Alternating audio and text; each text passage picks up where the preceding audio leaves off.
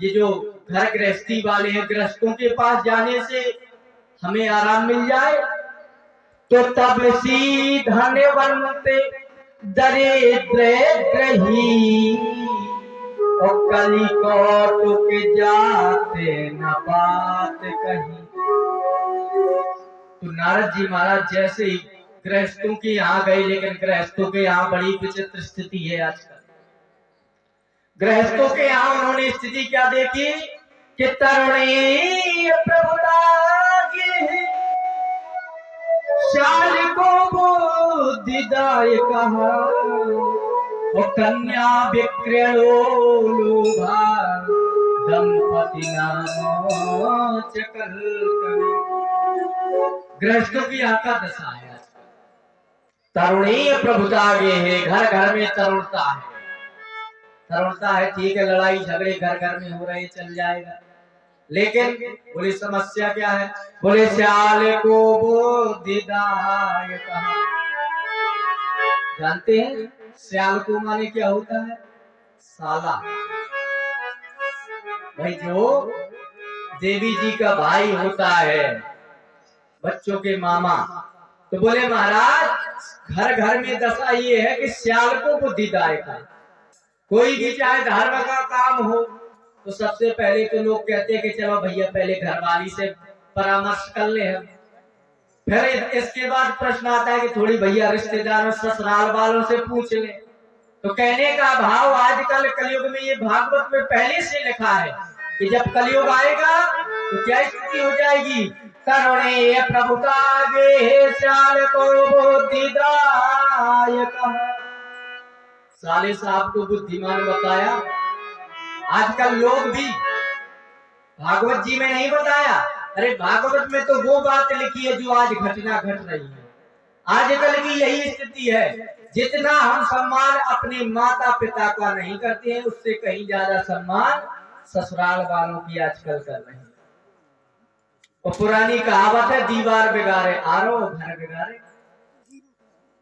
तब पुरानी कहावत भी है, और फिर भी लोग आजकल कोई भी काम हो भैया साले साहब को बुलाया जाए, तो क्योंकि पहले से लिखा है श्याल को बुद्धिदाय का। अच्छा ठीक है भैया, जैसा है चल रहा है, कलयुग है, उससे भी कोई दिक्कत नहीं।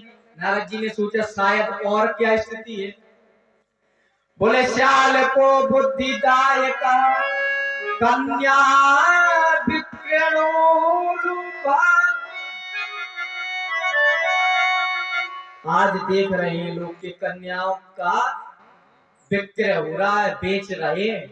आजकल विवाह नहीं हो रहे हैं, विवाह नहीं हो रही, ये बात सत्य है। आजकल सौदे हो रहे हैं। विवाह वहां होते हैं, विवाह के बाद क्या बनते हैं? समधि। सम्माने समान और धीमाने बुद्धि, जिसकी बुद्धि समान। लेकिन आज समधि बुद्धि समान तब हो कि जब कन्या पक्ष वाला जितना दे उतने में संतुष्ट हो जाए, लेकिन इतने में कहाँ हो रहा है भाई? 4 पहिया के बिना शादी नहीं हो रही, और बिना दहेज की शादियां नहीं हो रही। दहेज देना कोई बात नहीं, दान है, वो दान कर सकते, लेकिन दान तक दहेज तक सीमित नहीं। आजकल तो लिस्ट बन रही है, पहले से तैयार किया जाता है। तो कन्याओं का आजकल विवाह नहीं लोग कर रहे हैं, अरे बेच रहे हैं। कन्याओं का ही नहीं, लड़कों का भी आजकल लोग विवाह नहीं कर रहे हैं, उनको भी बेच रहे हैं। 10 लाख नेंग मिले, तो 10 लाख नेंग मिले का मतलब जानते हैं कि 10 लाख में खरीद लिया है आपके लड़के को।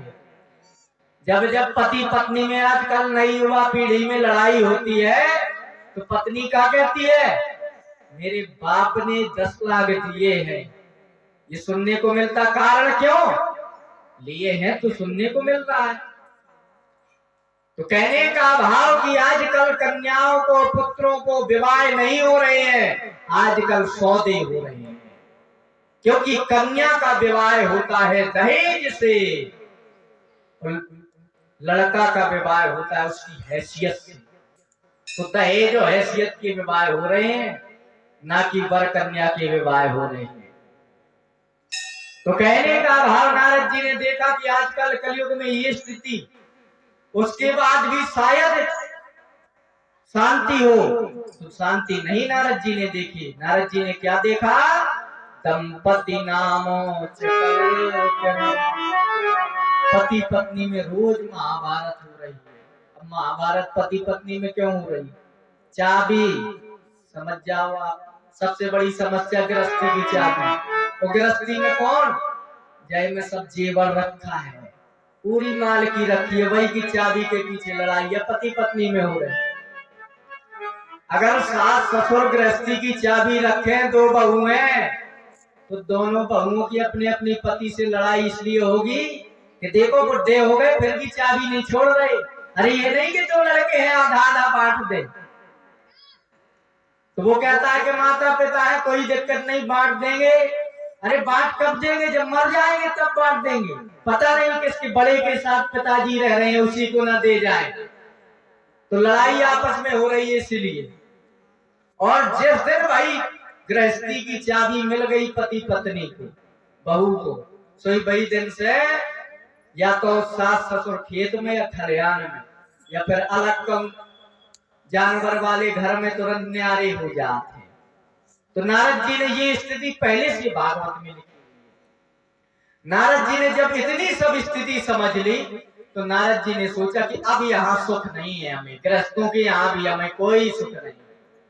नारद जी ने तुरंत क्या किया? एवं पश्यन् कलेर दोषं पर्यटन वनीमः। कलयुग की ये दोष है, कलयुग की विशेषता नहीं है। कलयुग की केवल एक विशेषता है, कलयुग केवल नाम आधार, भगवान का नाम विशेषता है, बाकी कलयुग में दोष ही दोष है। और जब नारद जी ने सोचा कि यहाँ हमें शांति नहीं, तो चलो भाई वृंदावन चले, क्योंकि वृंदावन में भगवान ने जन्म लिया है, तो शायद वहां हमें शांति मिल जाएगी। तो जैसे ही नारद जी महाराज ने वृंदावन पहुंचे और वृंदावन पहुंच करके नारद जी महाराज ने देखा क्या कि एक स्त्री, उसके अगल बगल दो बूढ़े पुरुष लेटे हुए, एकाक तरुणी तत्र निखन्ना खिन्न मानसा।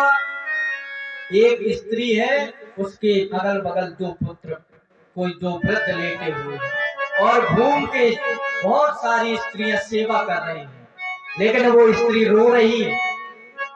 तो नारद जी ने सोचा वृंदावन में भी ये समस्या है। हम तो सोच रहे थे वृंदावन सब नहीं, नंद गांव सो गांव और बंसी बट सो बट नहीं, कृष्ण नाम सो नाम।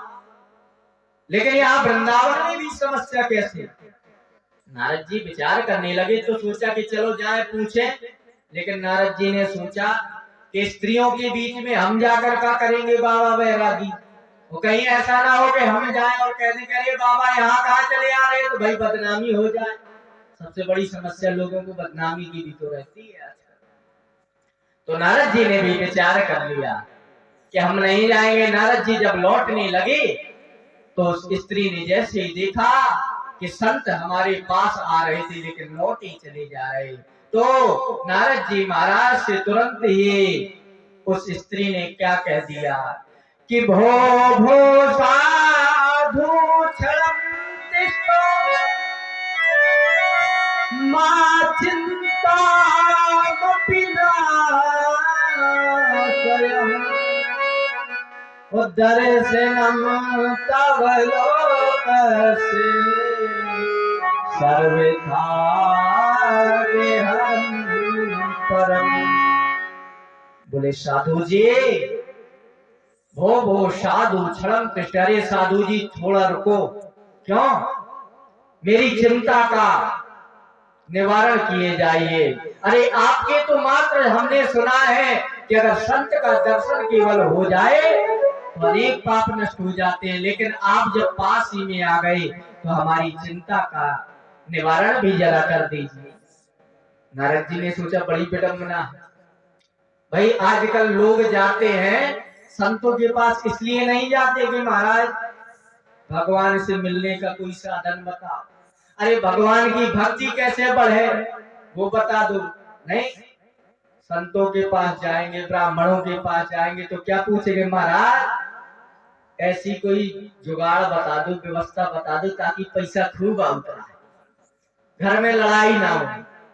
इसलिए जाते हैं संतों के पास आजकल लोग, इसलिए नहीं जाते कि अरे भक्ति भगवान की कैसे बढ़े। अरे वास्तव में धन क्या है? भगवान का नाम। मीरा से पूछिए अगर धन की महिमा जानना है। मीरा क्या करती थी, क्या कहती थी कि पायो जी मैंने राम रतन धन पायो। मीरा कहती थी कि अरे मैंने कौन धन पायो? राम रतन धन पायो। भगवान के नाम का धन मुझे मिला है। तो यहाँ पर नारद जी महाराज से जब श्री मैया जी ने उसने पूछा तो नारद जी ने कहा कि जब हम आपका परिचय नहीं जानते हैं तो कैसे आपकी चिंता का। सबसे पहले आप हमें अपना परिचय कराएं कि आप है कौन, कौन हो। तो नारद जी ने कहा कासे तम काय मोचे मां का नार्या पद्मलोचना। देवी जी कौन है आप? और ये आपके बगल में जो दो वृद्ध लेटे हुए ये कौन?